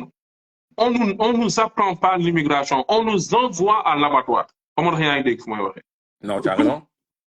aussi amul ay kër yoo nga xamante ni par exemple dañuy wax bi c'est la maison sénégalaise pour jàngal immigration li fa am rek mooy ay Wally Seck day ñëw fa rek gis nga noos man rek au lieu que ñu jàngal les fondamentaux ak naka la nit di def pour réussir ay soirée baaxaan ak kermesse ak exactement d'ailleurs ñun xoolal man su ma sañoon Sénégalais yu bëri yoo xam ne man lu may wax peut-être dina am njëriñ yenn Sénégalais yi am na yeneen Sénégalais yoo xam ne am nañ plus d'expérience par rapport I'm not gonna say that I mean gaa nee nañu soo mënee massa sa kanam am na ñu koy wax ci commentaire yi su fekkente ni bon oh no hey, sorry bro let me turn the light on and I can see more table hold on dama ne gars yi lu may wax peut-être dina am njëriñ pour yenn Sénégalais yi wala peut-être dina du am njëriñ pour yenn Sénégalais yi but what I can tell you though I wish like xoolal su ma sañoon ay gars yi ñëw ñu am ay conversation ak Sénégalais yoo xam ne dañuy bëgg ñëw États-Unis est-ce que tu vois mooy maanaam ay conversation yoo xam ne da leen di yee si culture américaine xam leen ñu jéem leen yee leen si ay lii mooy dëgg États-Unis tey soo bëggee ñëw fii États-Unis nga bëgg am benn succès lii nga war a def lii waroo ko def damay wax benn affaire Sénégalais yi ñun ñëpp xam nañ ni ñi dem États-Unis surtout seen premier réflexe mooy dem 116 dajaloo foofu xasuma nag waa 116 mais soo bëggee yemale si sax xam-xam ci 116 kase soo otul foofu nga nekk di jaay ay sandwich ak di jaay ay kii yu demee noonu wala def ni man di def ay merci beaucoup il faut que gars yi am ay link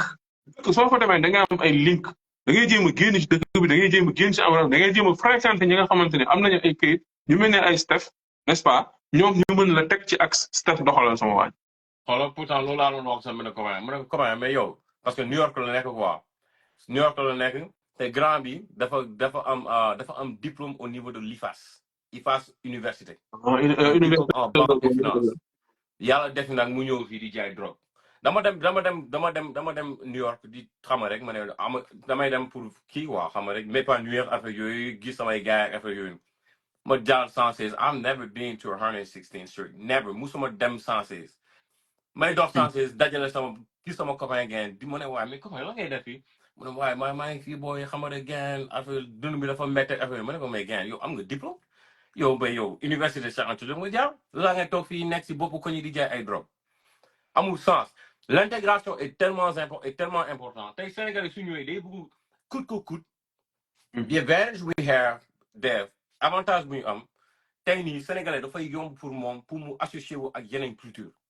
c'est inné en nous c'est inné ñun pour bokk day yomb quoi donc Sénégalais ñi war a ñëw fii xoolal bàyyi seen bopp yi xoolal bàyyi nekk si ay groupes sénégalais non ok hey look c'est bon d'être avec les groupes sénégalais but if you want to learn faster bro il faut nga dem ak yeneen culture yi yeneen nit yoo xam ne you guys not the same you know. je te confirme même une chose mooy même ba ci langue bi tey maa ngi gis tumaa ne pindi naa commentaire am bi sax soo demee Paris nga bëgg a dem Château Rouge wala ay Barbès wala 18e foofu di traîner mais yaa ngi Sénégal tu es à Sandaga. exactement soo demee États-Unis aussi su fekkente ne même langue bi di nga gis ku def mën nga gis ku def 20 ans États-Unis mënoo la làkkal anglais bu normal est-ce que c'est normal ça. non mais t'as raison mais y en a en pagaille y en a en pagaille. dañuy dajaloo biir 116 di làkk ay olof di lekk ay ceebu jën finalement yow da nga yaakaar ne yaa ngi États-Unis mais nekkoo États-Unis Sénégal nga nekk ba léegi. mais en plus tu connais même pas tu connais gis nga Dev nekk États-Unis dafa neex de mais y a des réalités aux États-Unis de am na ay yenn am na ay paxu jinax quoi yoo xam ne soo nekkul soo yeewul wala nga nekk ay nit yoo xam ne yàgg nañu fii wala ay nit yoo xam ne they are Americans et mun na la guider pour nga comprendre culture bi affaire yooyu mais loolu on a cet avantage là mais pourquoi pas l'utiliser. Pour bi warul nekk di kese non maa ngi États-Unis wooye maa ngi blow maa ngi sol yëre ay gars yu koy def xoolal ay ngaaka neen ngaaka bu ñëw fii mu ne day jaay ay blow di sol ay yëre yu nice ak affaire yooyu il n'a rien compris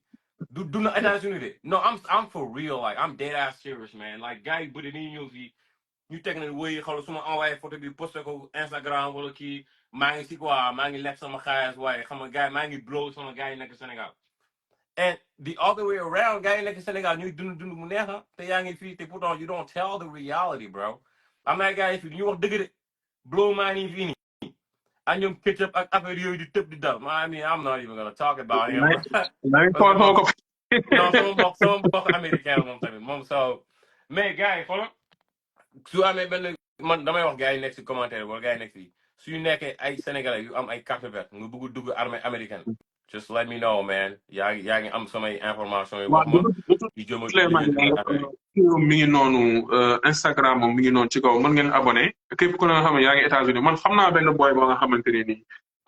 bu mu wax turam sax mais armée américaine la nekk ci marine si la nekk moom ci bateau benn jour laa gis kiiwam Snapchat am mu yor mbete M16 nekk ci kaw benn bateau dama tiit après ci la mu expliqué xam nga ne ma non daf may sanaan et tout mais moom da def ay campagne mooy des fois mën na dem ay màkk militaire américain dañuy bëri foofu des fois mën na dem ci golfe américaine bi affaire demee noonu mais moom il est marine la quoi affaire demee noonu donc vraiment loolu c'est valable aussi c'est même valable pour la France même ba ci Espagne ba nga nekk ak Italie on force pas les gens bien sûr il y a le risque de tuer voilà c'est l'armée quoi mais ñun ñëpp xam nañ ne armée yi léegi nekk duñ fii di xeex drone yi léegi ñoom ñooy xeex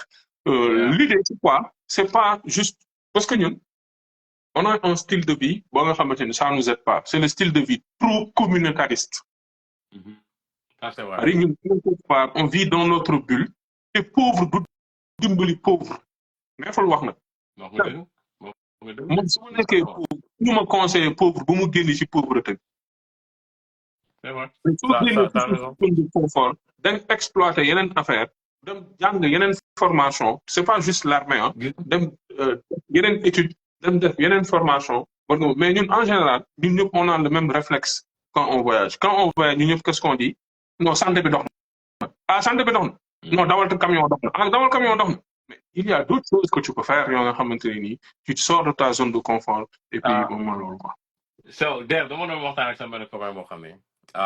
dafa ñëw fii sur J1 visa la ñëw fii J1 visa mooy maanaam benn structure moo lay embauché nga ñëw États-Unis nga liggéey fii. léegi mooy comme visa sponsoring yi quoi. exactement mais da ngay c'est restreint parce que ak J1 visa munoo liggéey si yeneen entreprise c'est-à-dire aujourd'hui da ngay day am ay chartes quoi entreprise bu la indi États-Unis moom rek nga mun liggéeyal est-ce que tu vois. So I was talking to this dude right et ma ne ko waa mais grand yow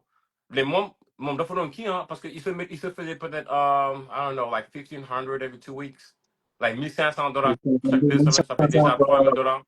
$3,000 par mois sans pour autant compter les taxes donc nu mu dee rek dina laa benn $2,500 right 25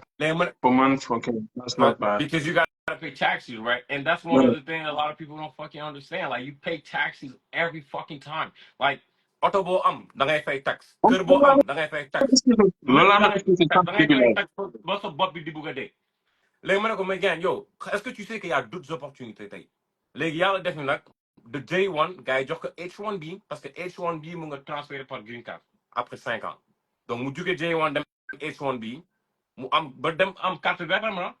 mu quitté job bu mu nekkoon am beneen job léegi il s'est rendu compte que il y a beaucoup d'opportunités comme loo ko waxee rek da ngay ñëw États-Unis ngay def leen nga technique nga ko def pendant 20 ans hey bro dafa am ay yeneen opportunités yoo xam ne mu nga dugal sa bopp si et comme je te dis en tant que Sénégalais on a ces notions on a ces capacités on est capable de faire d'autres choses quoi like you cannot be like standard right mënoo jël benn affaire nga ne ko danga koy def pendant 50 ans wala sa waa juri wala sa gars yi nekk États-Unis wala maa ngi États-Unis te pourtant yaa ngi dund fi ay dund yu metti it is what am na it is, man. am na ñaari job yoo nga xamante ni dañ koy fàtte souvent et man je le conseille am na ku ko bind sànq moom mooy gardien prison oui on dit y a des risques y a des surtout sooy gars yi bañee sax am na risque mën nga lakk sa baaraam Yep. gardien prison yi ils ont de très bons salaires beneen bi ñu Right. topp moom mooy truck driver man loolu def naa ko moom mooy dawal camion moom surtout soo koy def interstate nii par exemple ngay dem état par état wala dëkk par dëkk États-Unis Canada y a pas plus Non, il y a. pour se faire de l'argent Ah pour ouais, man tu peux bien payer de sûr l'argent. problème bi mooy tu perds des points de permis tu vois loolu moom mooy peut-être souci mais quand même bëri na xaalis Non, si. Non, gars, xoolal am na benn gars bu demande léegi quelle est euh, la différence entre green card et card. Ah, je sais pas ce qu'il voulait dire par là, quoi. Entre la ah, carte verte, tu vois. Je sais, parce que je me vois. Mais comme il y a la carte verte de 2 ans, la carte verte de 10 ans. And to get that, like, so vous am yooyu, so vous am carte verte, soit nga am kenn koo xam ne da lay sponsoriser nga ñëw États-Unis, soit c'est une personne boo xam ne vous êtes affilié, vous êtes des parents ak affaire yooyu mu nga ñëw fii, wala soit dans le milieu du sport, joueurs yu bëri Sénégal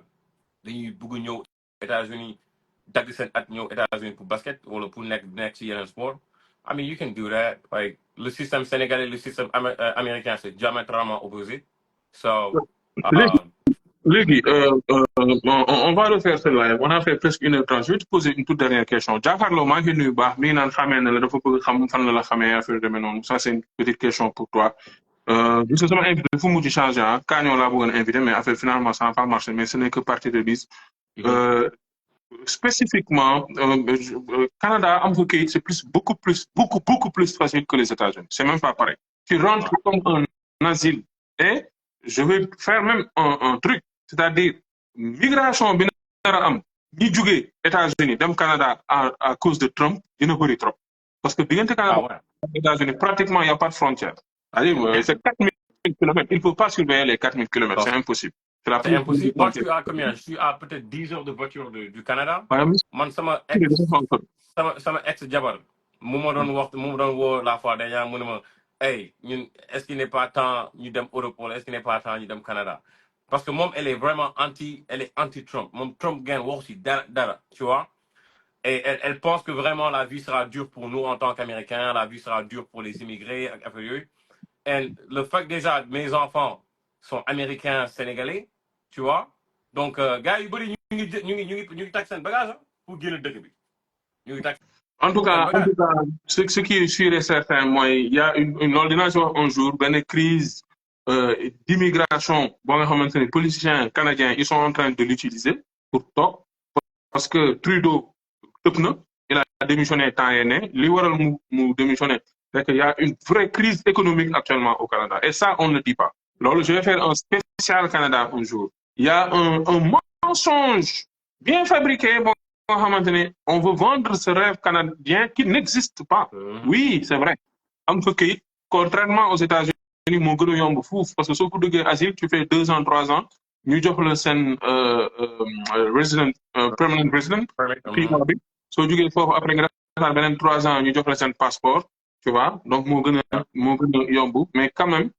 ñoom seen dollar dafa xaw a néew par rapport ak dollar américain. Damay wax tout le temps ni soo bëggee këyit ñëwal Canada soo bëggee xaalis demal États-Unis souvent loolu laay faral di wax. Léegi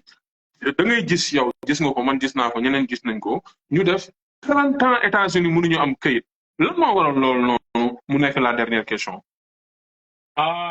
Lu ko waral mooy da ngay ñëw comme lu may waxee da ngay ñëw États-Unis sans papier wala da nga may dégg bu baax a baax. Je vois like there's like 120 right? So there's so many different levels into this. Dafa am ay gars yoo xam ne dañuy ñëw États-Unis ak I-20. So I-20 allows you to go either to high school or mainly high school, right? Da ngay am benn école boo xam ne en tant qu'étudiant quoi. En tant qu'étudiant. Now, when you come here, so I mean, it's a diplôme. Waaw dama doon sax I-20 mën nañ ko révoquer à tout moment. Waaw. Maintenant yow soo paree say études da nga war a delluwaat sa dëkk parce que tu n'as pas de carte verte, tu n'es pas résident. So when you soo nekkee étudiant, you have the possibility to have da ngay am work permit, da ngay mun liggéey et tout, tu vois, dem école et tout. Mais soo paree say études da ngay delluwaat Sénégal. you cannot stay here because you're not a resident, right? Donc gars yu bëri ñuy def ba pour dellu ñoom duñu bëgg dellu Sénégal dañu ne non man du ma ñëw fii xam nga nekk sport bi affaire yooyu amul sens saa may dellu xam nga loolu c'est un premier cas duñu bëgg delluwaat dañuy bëgg toog fii léegi suñu toogee fii ils sont sans statut, right? Okay. I can come and get them at any fucking time, like any given time. They can ñëw ñu gars ask ñu jël ñu ne wooy yow da nga ICE moom mooy comme immigration parce qu'il y a une police d'immigration foofu ICE lañ koy woowee ICE. waaw donc mooy suñu police d'immigration ñoom ñooy ñëw dañuy su xool ñu ko gën buntu moom bul ibbi soo gisee ICE moom bul ibbi parce que da non leen na déportation moo si doon. mais dañu am benn kii dañu am au niveau du système américain am na man mënuma ko gis quoi mais au niveau seen ordinateur yi ce visa soo ko passé un jour waaw da lay teg red flag da lay flagué ci quoi. gis quoi Ok. da lay flagué quoi su la flagué à tout moment on peut te récupérer maintenant gars yu bëri dañuy ils vivent dans le truc quoi xam nga nu ngi koy woowee sax seen français sax xam ne français ils vivent sous le You can say it in English. Maa dinaa yeah traduire.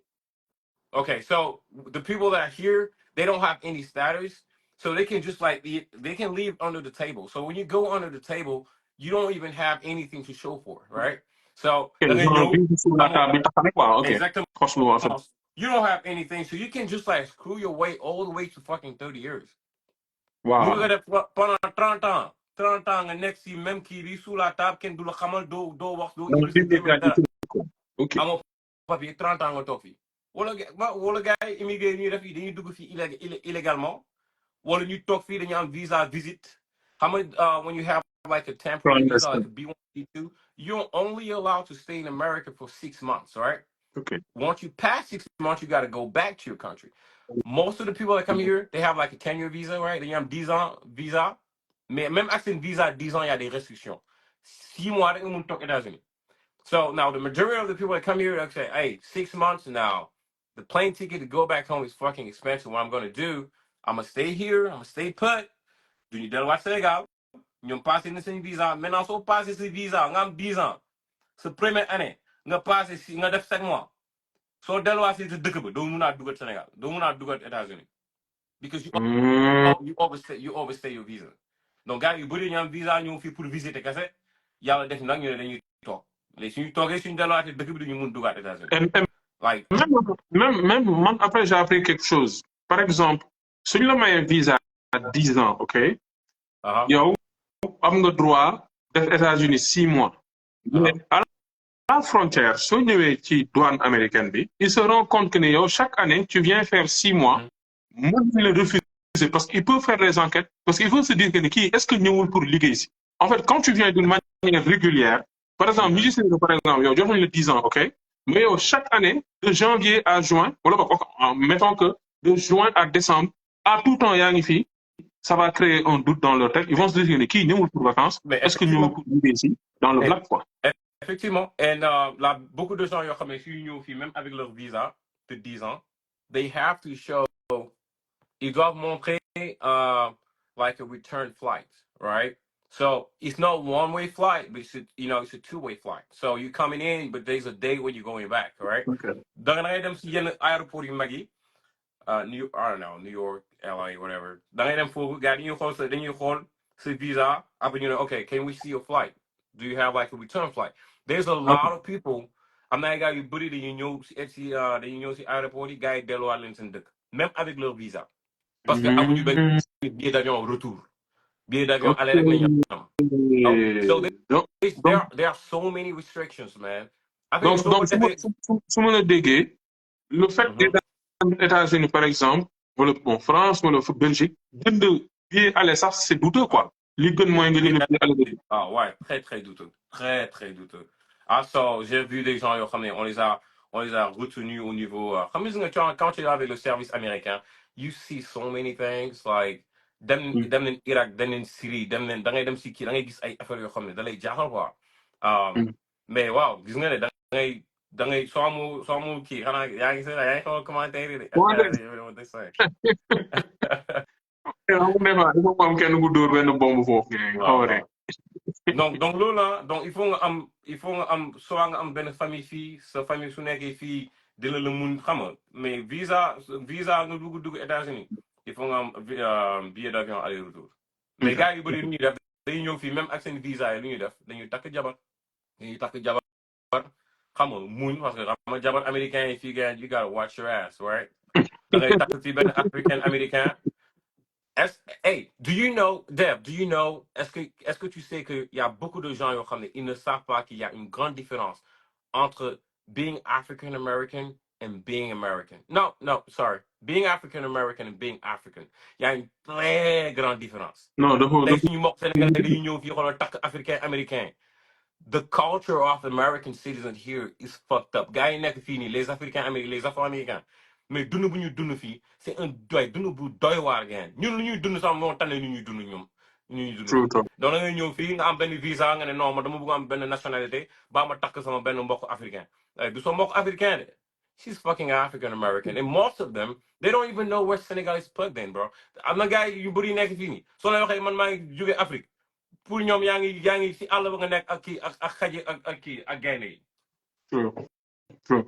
En tout cas, maa ngi leen di remercier bu baax on a fait 1h35 de live affaire bi dafa jël na beneen détour mais balaa ma lay bàyyi nga tàggatoo man lenn laay wax quoi ni nit dafa di tukki n'est-ce pas waaye nit tamit suy tukki daf ko war a préparer un voyage ça se prépare même quand tu pars de manière clandestine n'est-ce pas da ngay dugg gaal sax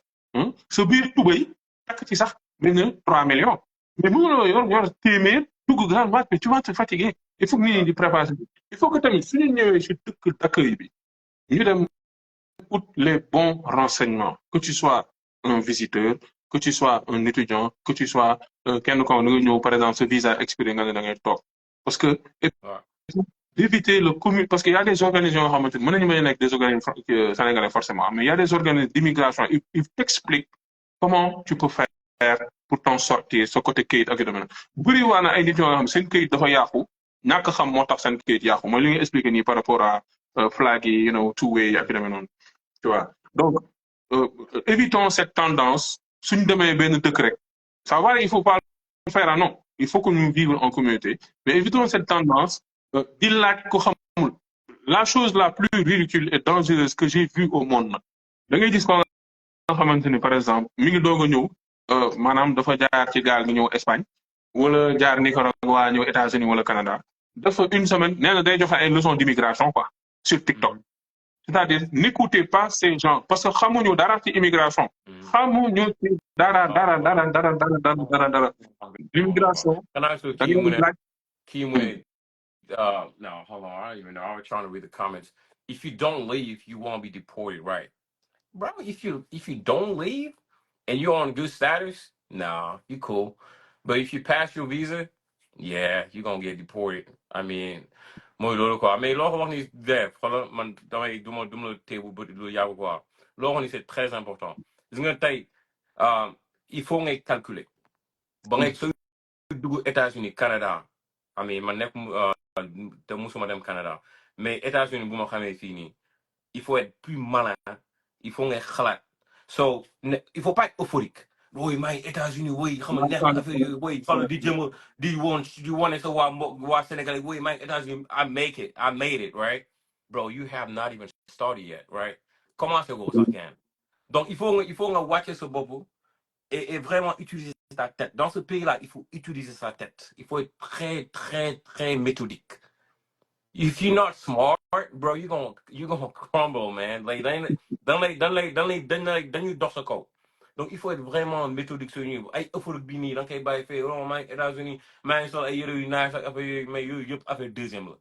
Loolu pour xale yi la quoi. But you gotta be smart, man. You gotta be smart. Come on. Man, de toute façon, xoolal. You guys, si vous avez des questions, man, maa ngi fii. Waaw son TikTok Steph Fitness 06 abonné jël ko ci suuf ñi nga xam dañu nekk États-Unis mi ngi seen américaine bi bëgg ñu recruter la wala nga am ay questions par rapport à comment marche l'armée américaine parce que tamit live yi ñu def ça doit servir à ça aussi di jël ay nit yoo nga xamante ni peut-être c'est des recruteurs tu vois ay nit yoo nga xamante ni peut-être nekk nañ ci benn domaine boo nga xamante ni war nañ la mën a jàppale ils sont dans l'immigration am nañu benn société boo nga xamante ni day recruter tu vois parce que man li ma gën a poussé ma def lii sax la raison c'est celle-là parce que j'ai vu des gens souffrir au Canada te seen souffrance boobu li ko waral moom mooy benn ñàkk xam am na benn boy du ma tudd turam sax mais dafa jóge woon Argentine bu mu jógee Argentine bon affaire làmb nii sax moo taxoon mu jëloon sama numéro après mu demoon ba dugg Canada bu mu duggee Canada mi ngi dugg balaa hiver bi du ñëw il était chanceux mais le gars il a vécu c'est xam naa la expliquer c'est-à-dire nga quand tu vis la misère au Canada maanaam misère boobu day doubler par rapport ak soo ko doon dund fii quoi parce que xamoo fa kenn xam léegi après boy bi mu ci souffrance mu ne mu ci souffrance bi boy bëri na ay parents yu nekk te loolu dama leen di alerter les parents qui sont là di envoyer seen doom yi Canada dajale nga sa benn 5 millions 10 millions nga yónnee sa doom Canada ba pare amul suivi nga bëgg moom muy liggéey di fay tu l'envoies à l'abattoir. Non, c'est vrai. Non, t'as tout à fait raison. T'as tout à fait raison. Parce que fay minimum $6,000 par session te session bi 3 mois 4 mois la nga war a fay minimum li gën a pauvre c'est $15,000 par session par année. Waaw. ñu bëgg kooku fay dundam fay lekkam fay naanam mu def étude te pour ñu valider visa am il faut que mu réussir il faut que mu passer. non Passer wu da koy doon. nañu bàyyi booy ñu envoyé parce que booy étudiants yi bëri ils sont en train de galérer la grosse galère hein la grosse galère mais on va beaucoup plus parler d'immigration par rapport à tout ça parce que kii lan ngay seen Steph affaire c'était vraiment intéressant. Non. Merci beaucoup Dave de toute façon yow moom su nekk say live daf may neex quoi so et le fait déjà qu'on ouvre les horizons qu'on parle d'autres choses de gauche à droite and like utilise ta plateforme c'est pas I mean lambi di neex na you know but there's other things like I'm learning from you guys. mun naa kii si gars yenn saa Lamine day dugg yenn saa def dugg xam nga ma mobile xam nga gis nga mi ngi wax funny man xamoon ko mbéy mi mbër la woon sax ngeen. docteur moomu jël suuf mu ne ma mais Steph yow woy mobile mbër la ma ne ko oh I don't know. mais gars dégg naa la merci beaucoup Dave jaajëf waay. jaajëf donc comme nu ma ko waxee rek Lamine nee na naa wax ci sujet xaaral ma wàccee su commentaire pour lire ko Lamine wala nga bindaatal ma commentaire bi rek xaaral ma xool sujet bi non on va parler de beaucoup de sujets je veux même traiter le sujet du Kuluna là dinañ waxtaan ci lu bari ça moom c'est chose promis n'est-ce pas alors Lamine je vois plus ton commentaire su fekkee ne mën nga ko copier nga dugalaat ko comme ça parce que y a quand même beaucoup de commentaires hein. Alors moom loolu en tout cas di leen sant bu baax di leen gërëm n'est-ce pas